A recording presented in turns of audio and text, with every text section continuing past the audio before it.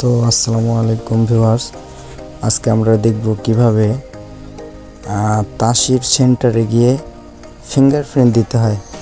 তো আমি বেরিয়ে আসলাম সকাল 9টার দিকে।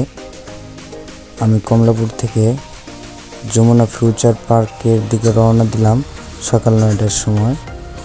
তো আস্তে আস্তে আমার প্রায় 2 ঘন্টার মতো গেছে। ঢাকা শহরের জ্যাম। তো যারা যারা ঢাকা শহরের ভিতরে আছেন অনেক আগেই রওনা দিবেন, আর গ্রামে যারা আছেন তাদের কথা তো বাদই দিলাম, তারা তো আসবেনই একদিন আগে। তো আমি আসলাম, আসার পরে তাসির সেন্টারে যমুনা ফিউচার পার্কের সামনে দেখি অনেক ভিড়। তো এখানে লাইন ধরে সিরিয়াল করে দাঁড় করায় রাখে। এখানে লোক আছে, তারা লাইন দেখিয়ে দিবে। তো দেখেন আমি আগাচ্ছি। ফিঙ্গার দিতে আসবেন আপনারা, পূর্ব প্রস্তুতি নিয়ে আসবেন।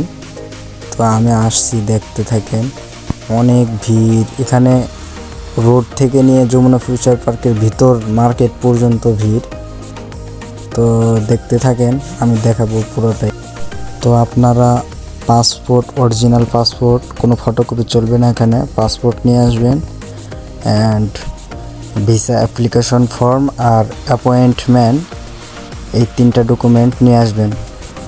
আপনারা যেই দালালের মাধ্যমে যান তার থেকে চাবেন, এগুলো দিবে।